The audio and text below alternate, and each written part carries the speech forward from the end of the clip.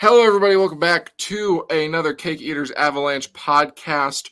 Our final one before the Colorado Avalanche officially return to action on October the 12th.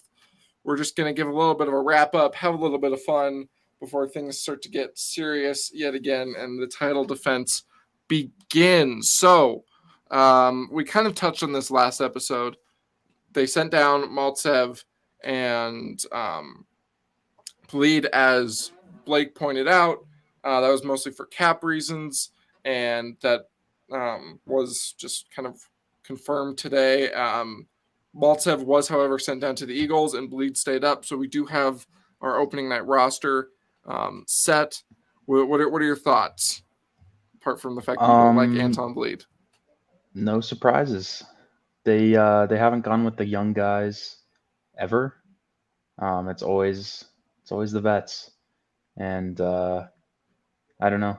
You kind of know who they are at this point, and they're not much, but hopefully they don't hurt you. So yeah, that's pretty much all you're hoping for. So we're just gonna go over the lineup really quick. I'm pretty sure we both think it's going to be the same thing. We got Lehkonen, McKinnon, and Rantanen on our top line. Nichushkin, Newhook, and Rodriguez on the second line. Comfer, Myers, and O'Connor on the third line. They've been doing something different in the bottom six. I'm not sure if I'm a fan. Oh, right, they've been pulling up Cogliano for the top, but that was JT wasn't playing then. He was in a red sweater in between Bleed and Sedlak. Yeah, and then they had Cogliano and LOC with Myers in the middle. I have a hard time thinking that sticks, though. But we'll see. I mean, they might try it for a game, right? I guess, yeah, I mean, against the Blackhawks, maybe it wouldn't, be the worst thing in the world. But, I don't know, JT always seems to kind of show up against the Blackhawks, too. So that's where he's from, man. Of course. Yeah, exactly. It's usually there, sometimes Detroit, because, that's where he went to college. But it's not quite the same in those games. But yeah, so not really much to talk about in terms of lineup that we haven't already said. It's not very good on paper. Like, obviously, your high-end players are awesome, but like a lot of unknowns. It's not very deep. Your fourth line is terrible as far as fourth lines go. Like last year, having Cogliano, Helm, O'Connor as your fourth line. Like that was a filthy fourth line in the playoffs, and like now you're just hoping to like get by with these scrubs in there. Once they get back to health, it'll definitely be a lot more appealing, Right. No, it'll be better. Just right now, it just doesn't look too great. Yeah, but like it is often with teams at the beginning of the season, you always have those guys who just got injured during the off season or had procedures in the off season. Right. It's okay. They'll get by. Yeah, we'll see. We'll see how it goes. So moving past that, we wanted to give our kind of wish list for what we wanted for this upcoming season. So our rules are applies to individual players. No, like win the cup again, obviously. But so we have individuals. Wishes for individual players. So what's your first one? So it's pretty vague. I just think the ascension of Beau and Byram. Okay. That's yeah. So you and me are very similar in our wish. Yeah, I mean I'm talking like, half point per game at minimum, top 4 minutes. Maybe even steals Devon Taves' spot on the top pair with Makar. I mean, they were so good together last year that I could see it happening. Yeah, everybody loved 20 games in. Cale and Beau. So, but that's my main wish for this season. I know I have 2 more, but that's the one, man. Beau and Byram. Yeah.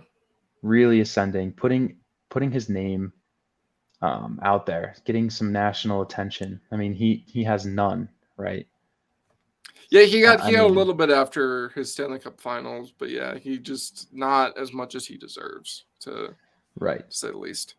I mean, I think him and Sider are on that similar playing field. If Byram does Yeah. not get hurt last year, I think they're in a similar conversation. So I think Bo and Byram's ascension is my main wish. Yeah, so in a similar vein, mine is that he stays healthy. No more, like, I won't be happy if he's injured, but if it's something that isn't a concussion issue and isn't major, it's not the end of the world. But he does need to stay healthy. You know, for in concussion terms, for his own health and in other ways, so he can perform and grow as a hockey player. Um, so that's kind of what I have, pretty much just echoing what you said about his ascension. And then second, I have the Val Nichushkin repeat.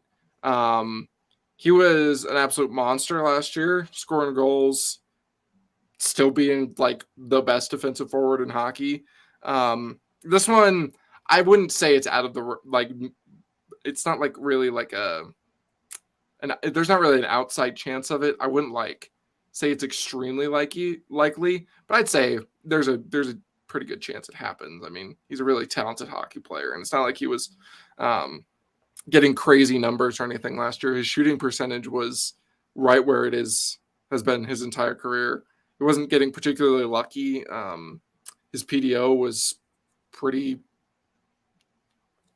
average. So I just kind of when he's on that game, it's definitely important for him to replace that kind of production that they're going to lose in Kadri and Burakovsky. So I feel like it's big for him to kind of repeat what he did last year. Love me some Val, absolutely. Yeah. Maybe I would even ask for a little bit more than Yeah. just Oh the yeah. repeat. I Instead of think the 25-25, maybe like 30-35, something like that. basically what I'm asking is for him to keep the same level of production, just stay healthy, because that was the only reason that he didn't quite have the numbers that he did last Yeah, year. he had that wrist thing. That was weird. Yeah. So that's the big thing for me, at least. What's your next That's a item on good your wish one. list? Val is up there for me, but I'll go in a different direction. I'll go to the goalies. Now you all kind of know I'm a goalie hater, but they make no sense to me. But one of these dudes has to solidify himself as the number one. I do not like 1A 1B type things. I don't like the tandem. I think you've got to have your alpha male, and you've got to have the guy who can play 20 games against bad teams and in Segabatos. And one of these guys has to do it. And I don't care which one, but one of them's got to separate. And I think that's my second wish. I think they'd be fine with it with a tandem, but it just creates headaches, right? Like unneeded headaches. You saw it with DeBoer, and you saw it with Leonard but and DeBoer's Varley kind on the of island. notoriously been awful at Right. that. But tandem goalies don't win cups, man. I mean, you saw it, Leonard and Varley, great tandem, 2-1s. I mean, Leonard and Fleury, right? Right. So yeah, I think one of these guys has to separate, and they've got to play 55 games. They've got to earn the trust of Bednar, and I don't care which one it is. I don't care. Yeah, interesting. One of them's got to do it. Okay, so what's your third wish? I guess it's low hanging fruit, but I'll just say Alex Newhook, solidifying himself as the 2C. Right. I don't want to mess around with Evan Rodriguez as the 2C. We saw it last year. Like, there's a ceiling there, and I don't think it's high enough to win a cup. And that's nothing against the player, but it's a low ceiling, and Newhook's ceiling is much higher. He He has so much skill. And if he can put it all together, I mean, watch out. Like, that's my wish, though. I mean, obviously it hasn't happened yet. Still waiting to see it, but I think it can happen. 55, 60 points. I would tend to agree. I think he's more than capable of at least taking over the 2C position and like the team feeling comfortable about it. So my final wish, obviously, Curtis McDermott, 50 goals, 50 burger on the season. I mean, it's barely a wish. We all know it's going to happen. So he's just Absolutely a natural goal scorer. Seriously though, his goals per 60 minutes are actually kind of nuts. It's insane, man. Because he doesn't play. So few. Because he doesn't play, but when he does, he just seems to score goals. He just scores goals. Mm-hmm. No, my actual third wish was in the similar vein. I would kind of wish Georgiev to have at least a 915, and that's not to say he takes over the starting spot, but at least if one of them has a 915, you feel pretty good. At least, you know, if the other one's better, then amazing. If the other one's worse, then you have at least a kind of reliable guy. But I'm going to kind of pivot so we just have a little bit of a different one.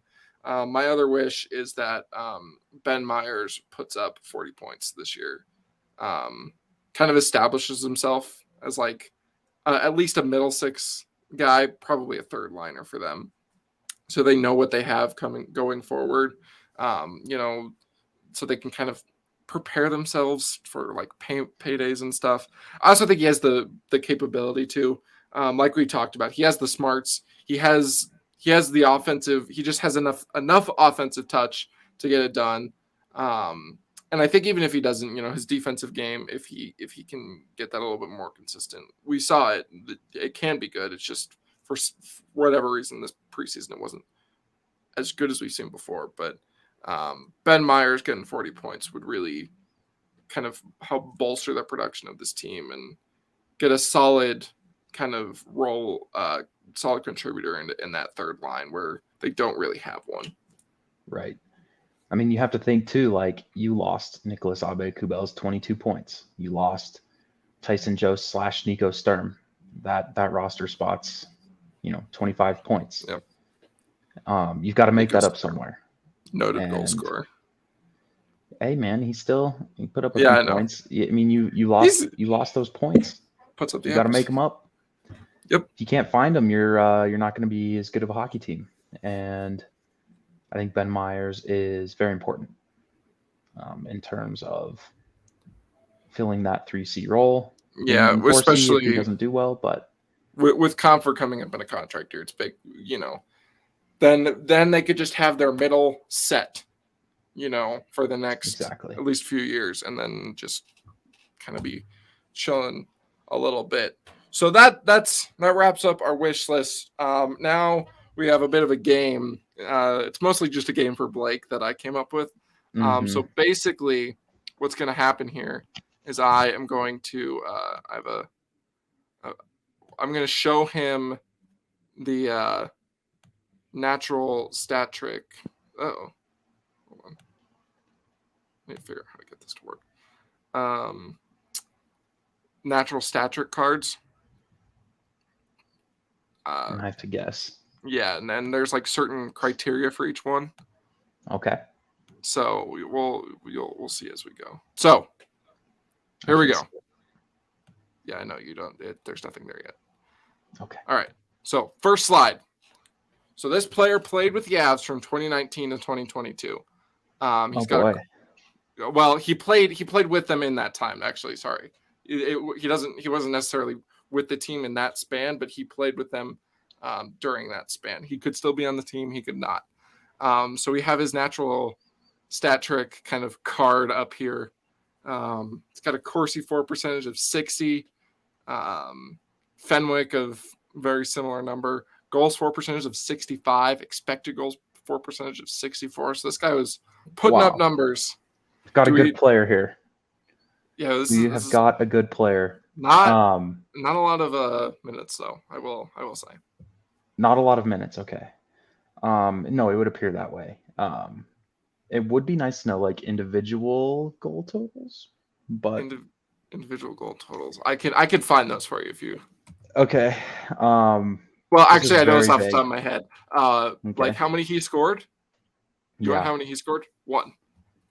1 goal as an Av. One goal. Okay. So I'm thinking bottom six guy or defenseman between 2019 and 2022. So 1 goal in regular season, I assume. Yes.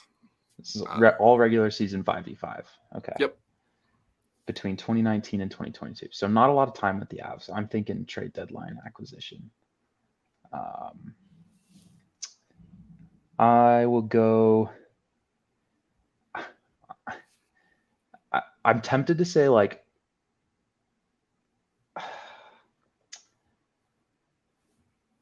I'm tempted to say like Josh Manson Is that your from final last guess? year.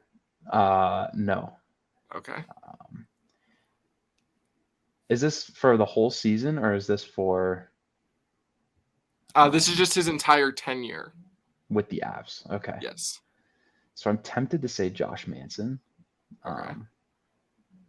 But like Carl Soderberg in 2021 is another guy that kind of fits this ice time frame when they acquired him at the deadline.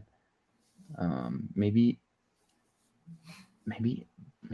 is this Andrew Cogliano? Is that your final guess? This is very strange.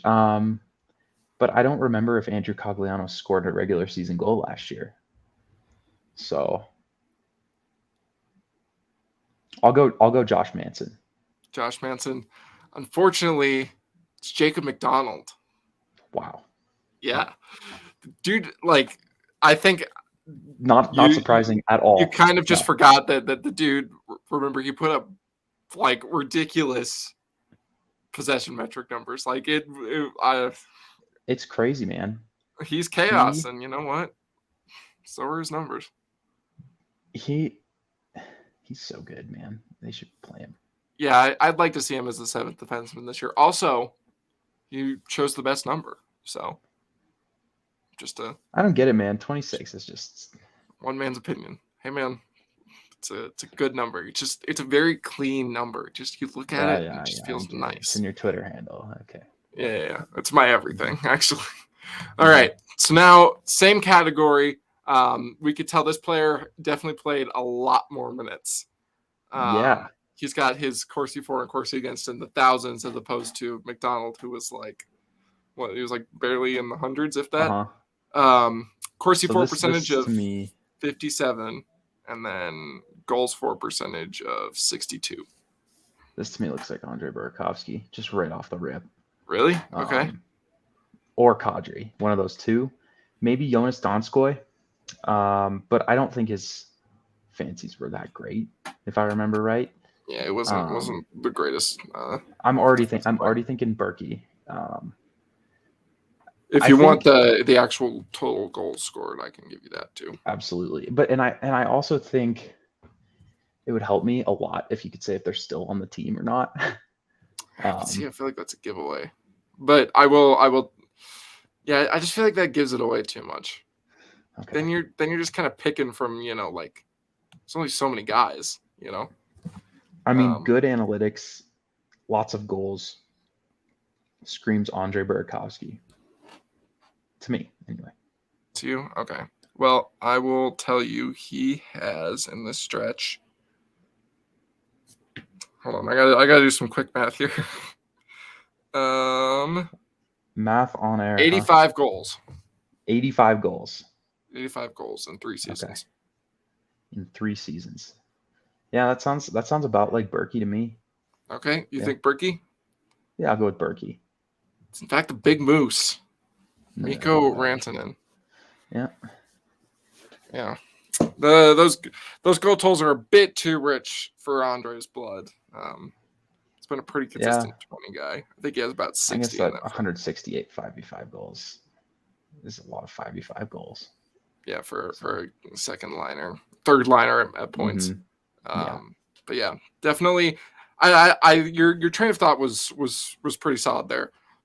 I wouldn't say they're particularly different players in their kind of. I feel like they would have very similar metrics. I didn't really look into Berkey's. But Mm-hmm. yeah. All right. So now we're switching up the categories. So this is players' stats for the 2021-22 season. All right, much better. Yeah. So now it's kind of 48.51. narrowed down. Yeah. Corsi for percentage, not great. In the negatives. Not a great Corsi. Goals for percentage, much better, 56 though. Expected goals for, not great either. Okay. No, it wasn't great. This looks like Sam Girard, just right off the rip. Really? Okay. Do I not get ice? Do I not get time on ice? God, I cut it out because I thought it might be a little too. That's okay. Too much of a giveaway. I can give you his actual goals in just one moment. This could be Ryan Murray, but I just don't know if he played enough for this. Ryan Murray? Yeah. That's not. I don't think he played enough. Okay, so this person had. Oh my God, you confused me. Hold on. It's. I will tell you, giving you this goal total is going to put you on a completely different train of thought. Okay. So this person JT Compher maybe in that span had 39 goals last year.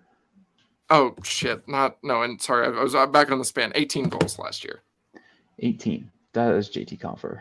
Yeah, I feel like the goal might be a giveaway for the goals. Well, and the bad analytics. Yeah, the bad analytics, but the good of course, goals. Of course, the actual goals are higher than the expected goals. Dude, I don't. JT Compher's an enigma. Yeah, there he is, Mr. Timothy himself. Not great on me there. Underlying, yeah. I kind of slid you a softie. The first two were a little bit tough, so I had to give you another one. I should have got the Miko one. I should have taken a hint. 168 5v5 goals in 3 seasons. You just went right at the rip with Burakovsky, and it just kind of, I feel like it just set in your mind, and you just couldn't get away from it. Yeah. So next we've got this player. He has 50% Corsi for. Goals for percentage, dead even 50%, 18 and 18. So he played less than. He played a lot less. JT Compher. Now, I'm not going to give you the goals for this one because that was. So this one I'm thinking Ryan Murray. Ryan Murray, just so mid and not a lot of perfectly average. That's very Ryan Murray, just straight nothing. Exactly. This could be Curtis McDermott too. I don't know if he played enough to have, 700 plus Corsi events happen. 18 for, 18 against. Although this could be a deadline acquisition as well. This could be Josh Manson. Around a little bit. Could be Josh Manson. Could be Ryan Murray. I'm trying to think of forwards who didn't play a ton either.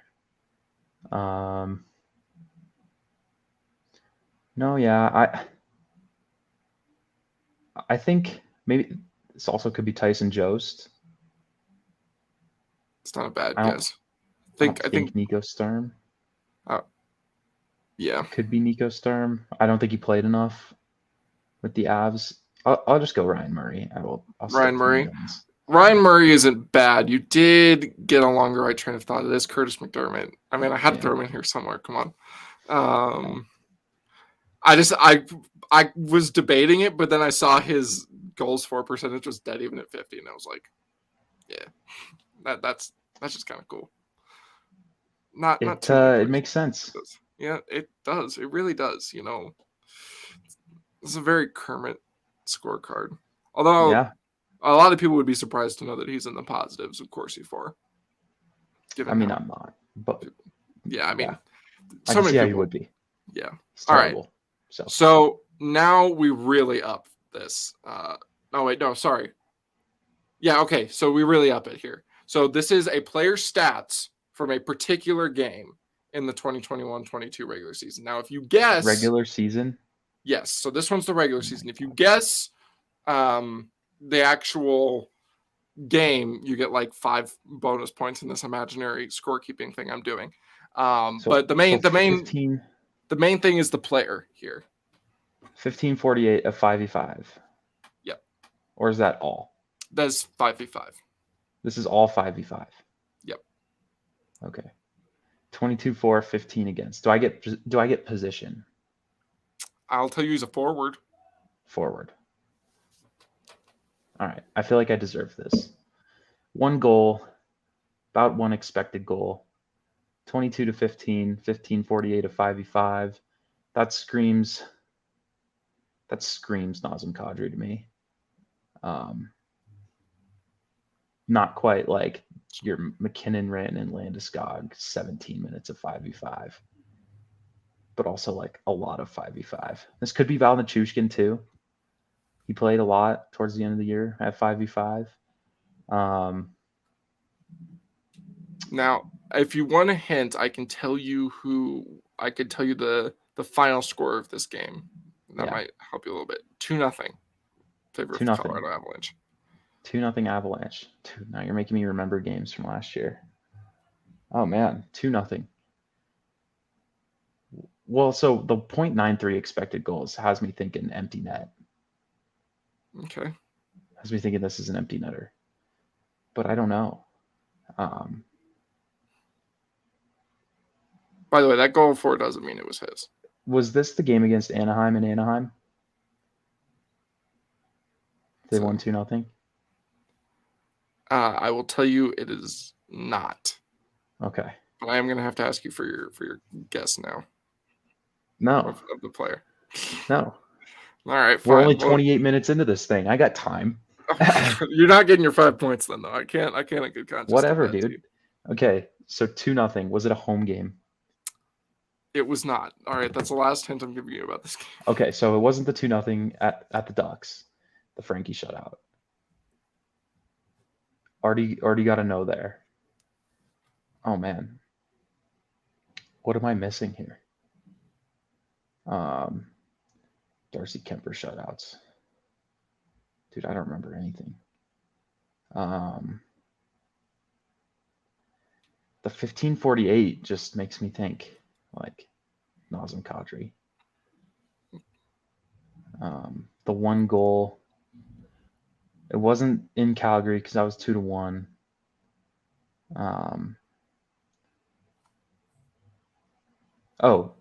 It's Mikko Rantanen. Oh wait, no, it's not. That was at home. 2-0 against Chicago was at home when Mikko scored the backhander. Okay. I'm trying to think. It's not a Minnesota game. It's not a St. Louis game. It's not an Arizona game. Not a Dallas game. Okay. All right, I'm gonna have to press you for a guess here. Is it at LA? It's not. Okay. All right, you're gonna have to hurry up here, buddy. No, I don't. We got time here. We've got time. I'm giving you too many goddamn We're only answers. 30 minutes into this. Less than 30 minutes into this. Is this okay? I'll go with Nazem Kadri. I don't know. Nazem Kadri. Okay, so this was in fact the dog Nathan McKinnon on the February 16th game against the Vegas Golden Knights. He assisted Mikko Rantanen on the power play, but he was on the ice for Gabe Landeskog game-winning goal. Oh, the one-timer. Yep. Those Vegas games were so forgettable last year. So boring. I don't know. I'll never forget them. That was just straight up fun. So boring. Darcy Kemper also put on quite a show in this game. That was actually he was really good. Yeah, he was really good in the other game too. Yeah, he just kind of was not happy with Vegas's existence. All right, so now we're gonna make it a little bit easier on you. Now you only have what? You only have 20 games to work with, I think. So these are from a playoff game. So you have to pick the player and the playoff game. Okay. First things first, I do want position. That's one thing I want. Okay, defenseman. 1336 at 5v5. This makes me think Josh Manson. And the 1 goal for, 1 goal against. This has me thinking Josh Manson. Like game 2 against Edmonton. That's my best guess because he scored in that game. Oh wait, but that's a shutout, so there's one goal I was going to against. say there's a kind of a flaw in your logic there. So They I still he think was Josh so Manson. bad in game one that they just rolled over one of those goals against to him in this game, you know. Right. No, okay. So I'll go away from the Edmonton series then. That was just a goal fest. There's Yeah. chances of this is very low. Yeah. I'll go to St. Louis game 1 and the overtime goal for Josh Manson in the 13:36. I don't remember. Oh yeah, I do remember he was on the ice for that Kyrou goal. But I don't remember if that was a power play. Was he on the ice for St. Louis's first goal? I'll just go with that. Whatever. I'll make it quick. I'll go Josh Manson game 1 against St. Louis. You got damn close. You got the player right. You got the series right. Unfortunately, this was game 6 of round 2 against the St. Louis Blues. That one goal being that JT Compher first goal of the game, and then the second goal of the game for the Blues. Unfortunately, there's no save stat on here, or else he'd have a save percentage of 100. He absolutely would. A goal saved above expected of, I would hazard just make a guess of about 1. Pretty damn close. So that didn't help you out, but you were pretty close. That was definitely a very Josh Manson stat line. He was an animal that game. I tweeted about this earlier. Nobody really, like, especially, I don't know. I mean, everybody realized how good he was in this postseason, but this game in particular, being stuck to Jack Johnson, who had a very not good game, by the way. That second goal was entirely on Jack Johnson. But Josh Manson was really cranking this game. So we're on to the final question. The final playoff game. Oh boy. This person was on the ice for 25 minutes of 5v5. No goals while they were on the ice, for or against at 5v5. Nothing. Expected goals for percentage of 74. All right. This is Bowen Byram game 6 of Tampa Bay. I have a feeling. Well, I mean, there you go. Yeah. Easy. Yeah. I mean, I had a feeling this one might be kind of a cakewalk for you just because of those minutes. Yep. I thought maybe the goals might trick you up because, you know, he was on the ice for max one-timer, and technically it didn't count as 5v5 because they pulled the goalie. I'm not entirely sure the player was even on the ice then, but yeah. Well, there you go. So let's see. What would that bring you to in terms of like points? 2.5. Because you got JT. Yeah. You got Manson and Berkey. I got this one. Beau. So that's 3 points, and then you got an extra 5 for the game. So you get 8 points. Not very good.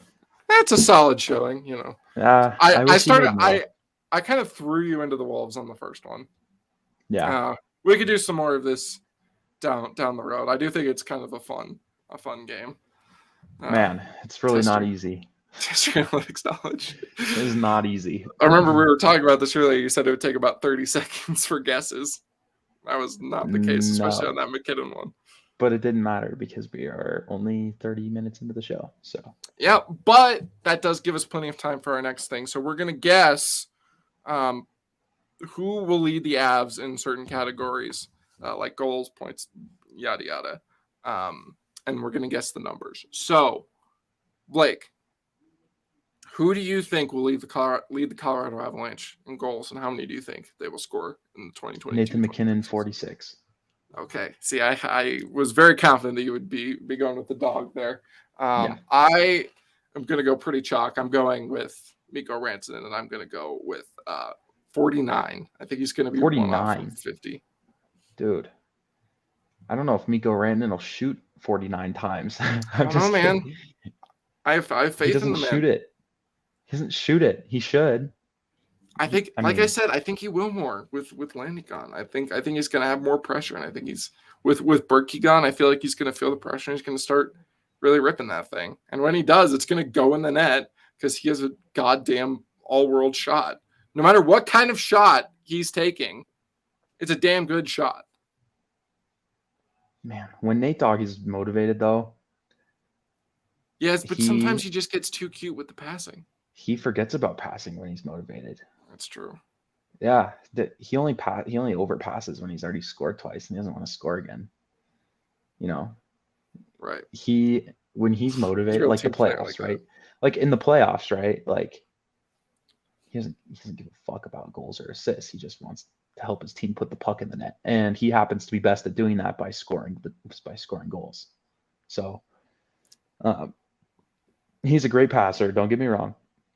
He'll still have his 55 assists, Right. 60 assists. See, But man, I think Miko just has I think Nate's goal scoring ability is underrated around the league. I think he's a really good shooter, but I think he some of his shots, they go to rebounds. Miko bangs those home. Miko just kind of finds his way to the freebies, I think, a little bit more than Nate does. I think not that Nate isn't a good goal scorer. I think Miko's more of a natural goal scorer, and he like kind of has like a better sense of where to go on the ice to kind of get those mhm. freer goals where Nate doesn't Oh, I really pick agree. those up. Yeah, So I agree. I just think also Miko doesn't shoot enough. Miko Rantanen on the empty net is probably the greatest player in the NHL. Dude, Paul Stastny, though. All right. Paul We're Stastny forgetting on the about empty Paul net. Stastny, the empty net god himself. That's true. But dude, like that was like the only thing like gave me hope with Miko in this postseason at points was like he would just do this dope shit. Like he sauced Val for a goal against the Preds, and then he made that Yeah. beautiful touch play around Perunovic in the Yeah. in Game 4 against St. Louis. It's just something. Like he'll just do Slides it this into the dope empty net. shit Yeah. with the empty net, and I don't know why, but yeah. But I have a feeling we're both going to share a pretty similar answer here for this next one. Who do you think is going to lead the team in assists, and with how many?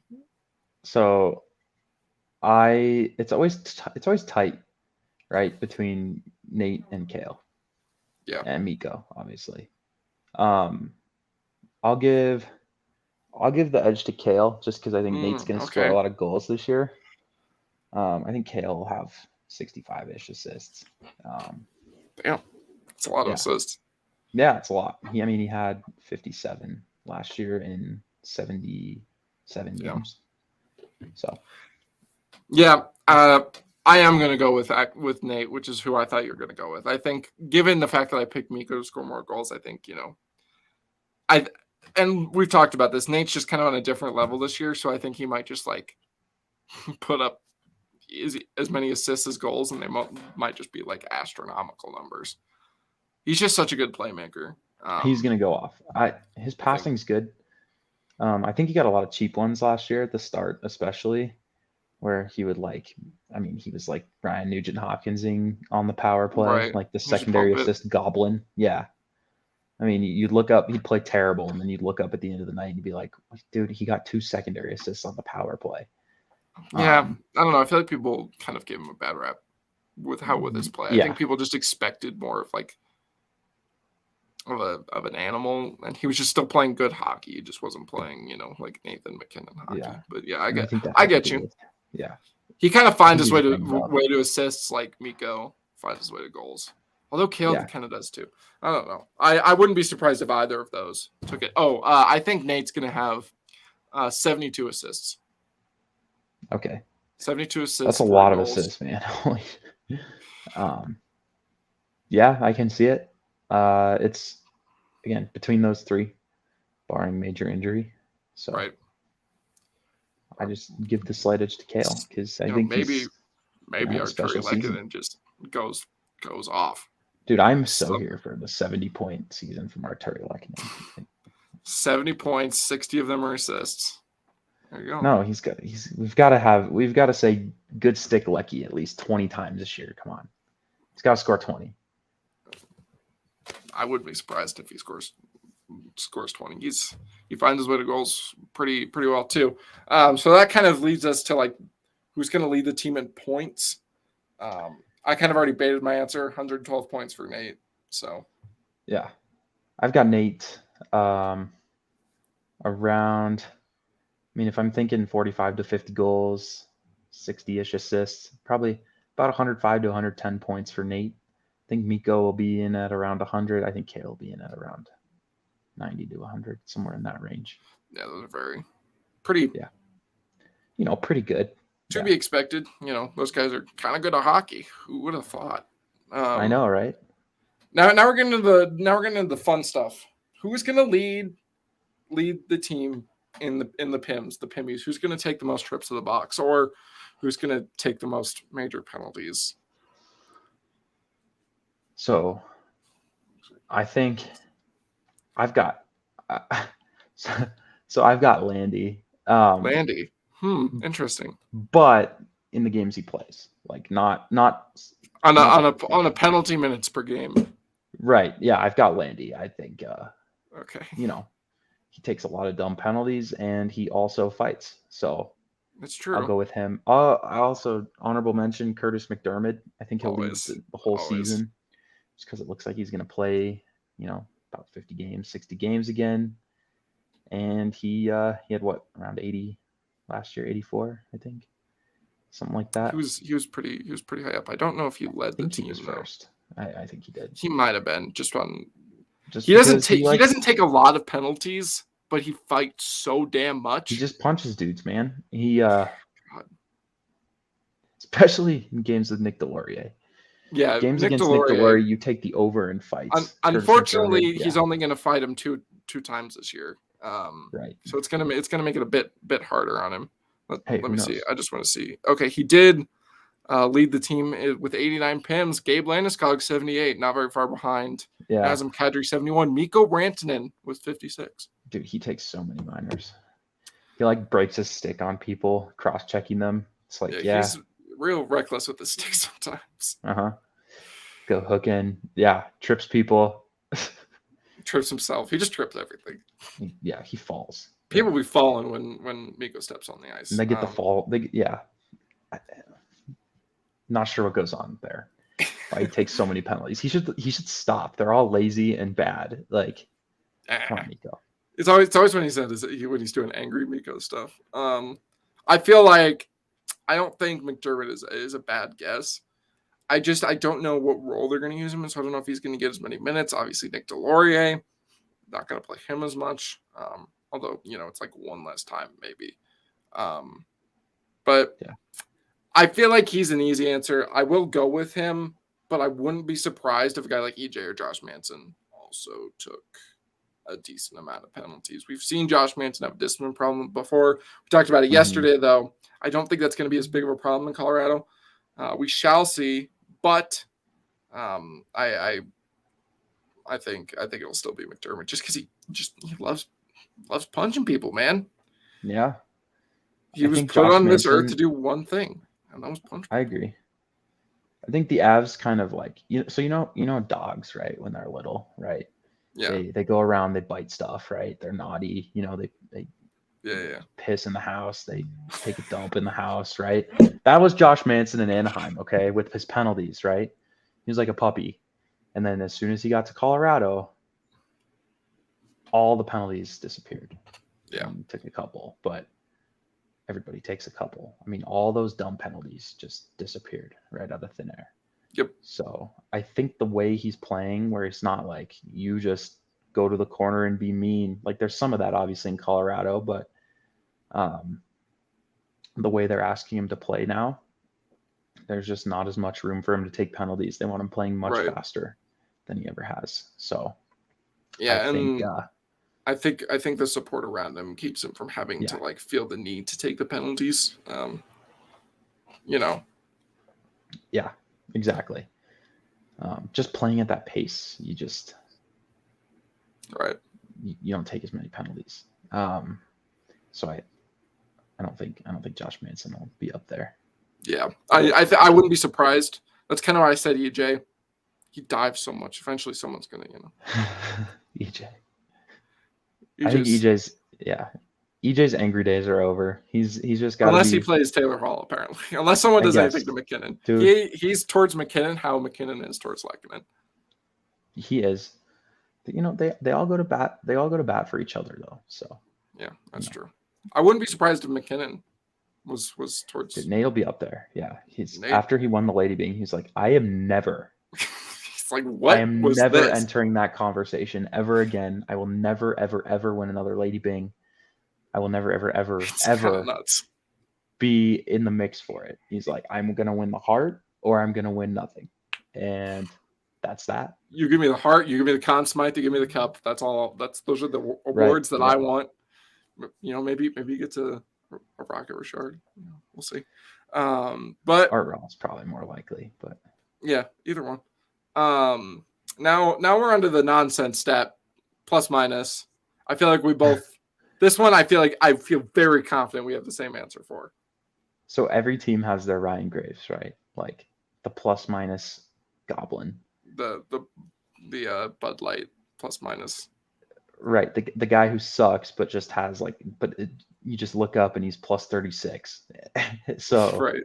Everybody's got one of those. I don't know if the Avs do though. I mean, maybe I could totally see EJ being that this year, right? Yeah, he could. Because Sammy's also playing with so much talent. Well, Sammy isn't really the goblin type. He would mostly be earning his plus minus. Right. Yeah. He earns his, and EJ probably won't give a ton back just because he never does. He doesn't get scored on that much. He's not a big offensive guy that much.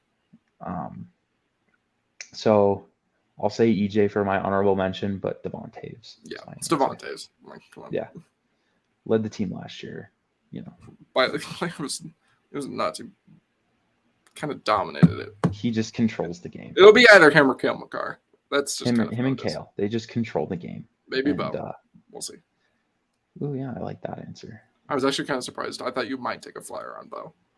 Nah, it's Devon Toews. Yeah, you got to give Devon his flowers. All right, and then our final stat, the most important, who scores the most spinning goals this year? The spinning goal count. So, we lost Berkey, right? And that was a big piece to our spinning goal. He loved to spin and snipe. That was right. And so Sam Girard obviously is the guy you think of when you're like spinning goals, right? Spins. Right. The problem with Sam Girard is the goal part. The spinny. Yeah, we've been over this. Sam Girard, not a noted goal scorer. No, but the spins, right? He's got half of it. Beautiful. He's good on spinny assists. He's good on those, right? But spinny goals. So I'm actually gonna go Nate. He does that thing. Yeah, he's been doing that a lot lately. He does that thing, and I feel like a couple of them will go in this year. I think one went in last year. Yeah, a couple of them, maybe 2-3 go in. I think he had one that was, and it wasn't like, it was the one where he tried to give it to Nuke and Tony D tipped it in. Yeah, and it was lucky. Yeah, I think Cale Makar. I feel like he's gonna, he's been doing something new every year. Why not throw in some spinning goals? I mean, why not throwing some spinning goals? I love. He tried. He did it. He tried to do it to Yossi in one of the Preds games. I remember that. He did. So I think it's just kind of something they do now. A sneaky one that I think, Alex Newhook. He definitely seems like a spinning goal kind of guy. He plays with too much of that like bulldog. It's just like, yeah, but he's so, he plays a lot like, I can't describe it. It's just like, oh, there's the puck. Like, go. Oh, I have it. Go. And it's not like, I'm going to take some time here. I'm going to go east-west. I'm going to spin. I'm going to make some space. It's just go. Yeah, I think Newhook's going to take his spinning goals is he's going to pick it up in the slot and then spin around and shoot. Well, 360 no scope. Oh, yeah. Mm-hmm. Especially and I could see him being so good at that. Yeah. Yeah, on the PP2 bumper. He could do that. But no, this is a very important stat. We'll keep track of them throughout the season. Yeah, we'll follow our Twitter and we'll definitely have a counter. I'll have a spinny goal counter and we'll have a cake snack counter. Yeah. We are the cake eaters after all. So exactly. Gotta appreciate the namesake. Absolutely. Yeah. And then one more thing to kind of wrap up here.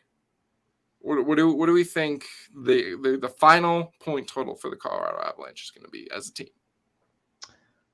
So I don't think it's going to be the 119 from last year. Yeah, I doubt they're going to be breaking any more franchise records. Yeah.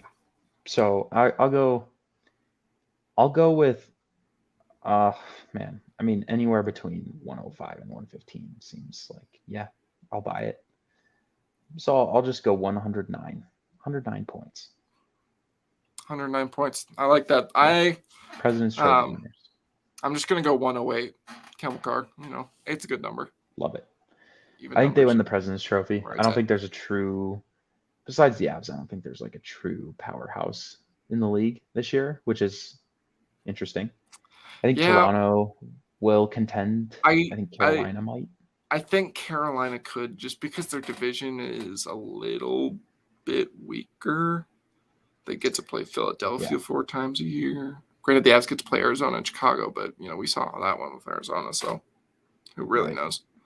Um, Yeah. one more thing. I did forget about that. What's your trade deadline prediction? Who do you think the Avs make a move for at the deadline? Early trade deadline prediction. So you need you need your shitty forward, right? Like you need your Yeah, Andrew Cogliano, your Carl Soderberg, right? yeah. You And need to spend like a 5th round pick on some guy. yeah, it's got to be like a 5th round pick from 2026 on some guy, right? That Right. nobody saw coming. Or like a Shmuel Shmakov on just some Right. prospect who's going to do Yes. nothing. Ryder Ralston for Carl Soderberg. Yes, exactly. Could have been a great trade. So and Nate Thompson isn't that guy anymore. Nate Thompson has Nate Thompson for a 5th round pick. It's not going to happen anymore. I think those days are over. I think Nate Thompson isn't quite to that caliber that he used to be. He's gotten too shitty. Right. He's not. He's too shitty. So Nate Thompson for a 5th. No. So I'm trying to think like role player, old guy on a bad team who hopefully has something left in the tank.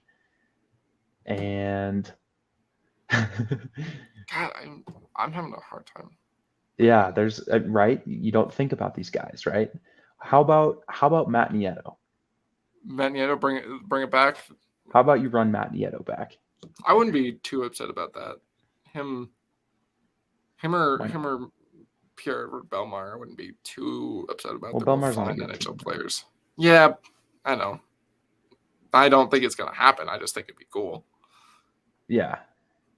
Bring So Matty Ice back for one more game. Matt Nieto is one of those guys. You know, Arizona and Chicago don't even have those guys because they're just not good enough. Yeah, they're just kind of Yeah. cap dumps. You're not going to trade for any of those guys. Faux show. No. So I'll go Matt Nieto. That's my answer. What about you? That's a good one. See, I think they might want to get a little bit more skill. I think they're gonna also get that, but I'm saying for my shitty Matt that's Nieto your for a safe. 5th. That's your safe bet. That you That's feel that's confident. like this is gonna happen. Like every year it happens. So yeah. See, it's kind of tough, and with the right. preseason, not knowing what that team wants, what they like, how these other guys do, who gets injured. Mm-hmm. It's a tough. Boy, who do I think? I'm kind of. So while you think about that, I'll give my big splash. So Okay, that's a great you've idea. got $1 million bucks in cap space right now, right? Landeskog's not going That's on enough LTIR. for Patty Kane. Okay, hear me out. Landeskog's not going on LTIR, right? Because they've got to accrue this cap space, right? Mm-hmm. By the time we get to the deadline, you should have $5 million saved up in accrued cap space for half of Patrick Kane's contract. Half of Patty Kane. Interesting. Right? You should have just about there, and I think that happens. That'd be cool if it happened. I don't think it'll happen. I take that back. But I think it'd be cool. Get Patrick Kane on an actual good team again. I think he goes off. I mean, he's still filthy, so plays no defense. Shows zero interest on that end of the ice. I can't see him coming here. There's so many other teams that I feel like I don't know. Think they'd take Olausson in a first or something like that. Maybe Barron's Olausson in a first for Patty Kane. No. I don't. It's not that it's the problem is I don't know if he'd want to come here, but he might. I don't know how much he like. All the rumors have been like around like teams like where he like has been associated with in the past. Like he's grown up. Right. I don't know why Buffalo would make a move for him when they could just get him in free agency if he really wanted to go back home. Yeah. But yeah, see, I don't know. It's hard. I have some thoughts about maybe Nick Bonino as a kind of a shitty forward. That's such a good one. But That's, also no thank you. He's leadership, he wears Oh yeah, the veteran leadership. Yeah. The not being able to skate. Yeah. I could easily see them bringing back Jack Johnson too, Oh my God. They should. Absolutely. Jack Johnson for a fifth. Yeah. Dude, but he's gonna. So mark my words, he's gonna score the very first goal of the season again tomorrow. I wouldn't be too shocked. I wouldn't be surprised if he scores the first goal for Chicago, not tomorrow. Bold prediction, but he's thinking shut out. I like your thought process. I never, ever say that word. Yeah. Well, yeah, that too. I mean, it's really hard. I'm not entirely sure who else they like. I could see them also bringing back a Nicolai Abe-Kubel. Well, he's on a good team. Yeah, but they don't really. Why is he there? I don't think he's going to get very many minutes, so they're going to be like, he's in their bottom six. I think he'll get the same role he got last year at the Avs. I don't know. I think Toronto could afford him. We couldn't. What about Puljujarvi? I mean, Pool Party's been a big talking yeah. Point. Obviously a guy they're looking to trade. There's all these guys out there, and then of course the one they trade for is Andrew Cogliano, and you're like, what in the world? But hey, it worked out. That speech, man. Oh, dude, it was great. Yeah. Yeah, I don't know. It's I think my go-to is Nick Bonino. I think that's dude. They seem to really like that Sharks well for just pulling guys. It's almost like that is just too perfect of a guess. Oh yeah, it's so accurate it hurts. Right, and he's bad. That also hurts.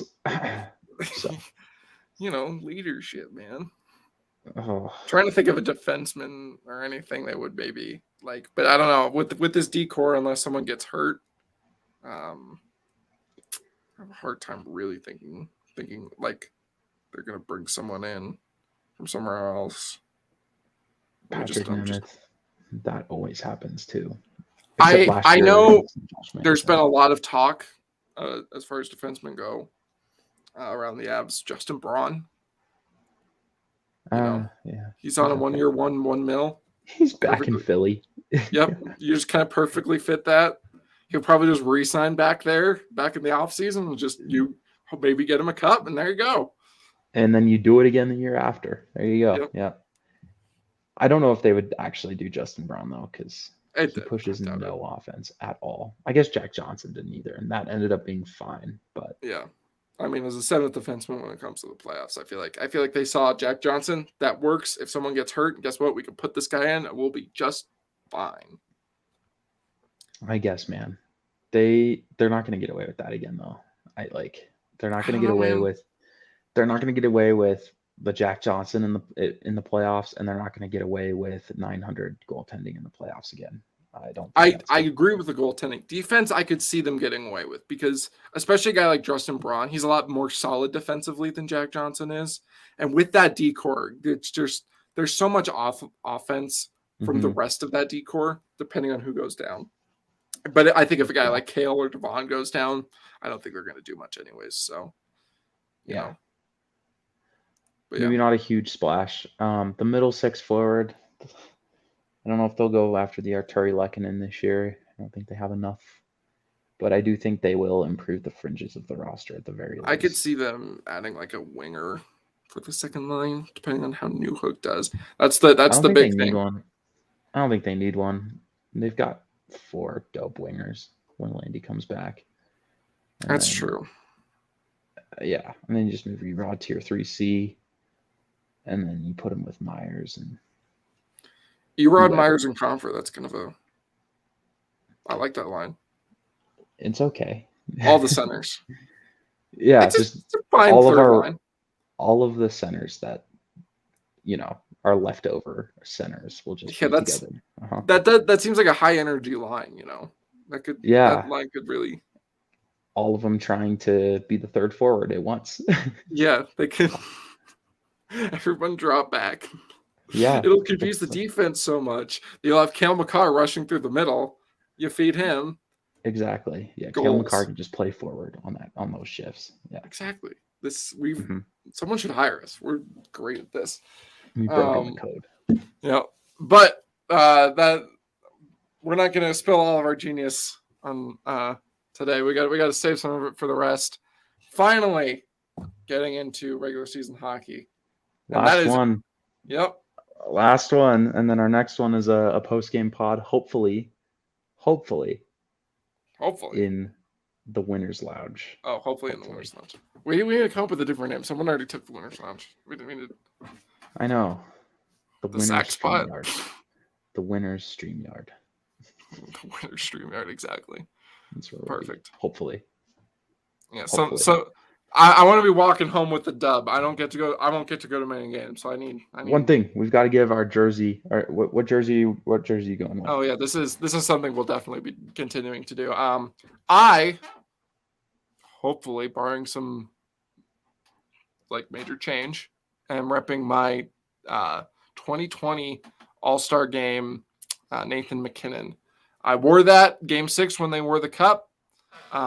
Usually I start off the year with my white Team North America, but Seth Jones was on that team, so I'm going with the All-Star Game jersey. Gotcha. So we had a long discussion about Blake's jersey earlier today. I have not broken out the Avs onesie yet. And I want to do it. So I was like, all right, opening night, there's no better night for it. But I would feel wrong if I went into that building without a jersey on. So I'm going with the regular home Nathan McKinnon over the onesie. There we go. And it's going to be the ugliest thing I've ever worn. And it's going to be perfect. That's going to be so comfy. I'm gonna watch them raise the banner, and I'm gonna watch a turbo dunk happen right in front of me. He needs to have the onesie on for when he cries, so he can feel comforted. And exactly, or as AJ would say, I'll have a onesie on for when I see that center ice suplex, like in Game 1 against Nashville, dude. I will be fine with anything that is 2 points, my friend. I don't care if they drop a tutty or if it's a 1-0 game where the goal comes off of Valnichushkin's ass. We'll see. Wouldn't it be just a great start to the season if there's one goal in the game and it comes off Valnichushkin's butt? It'd be perfect. Oh God, one can dream. But all right. We hope you guys listened. We had a bit of fun today, and I hope you guys enjoyed getting to hear us have a little more fun instead of just droning on about hockey, which I hope you're also fine with because that's the point of the hockey podcast. But we will see you for the post game against the Blackhawks. Again, hopefully we get to start the defense campaign with a W. Again, make sure to follow wherever you listen to your podcast. Subscribe and like if you are watching us on YouTube. We'll see you in the next podcast, everybody.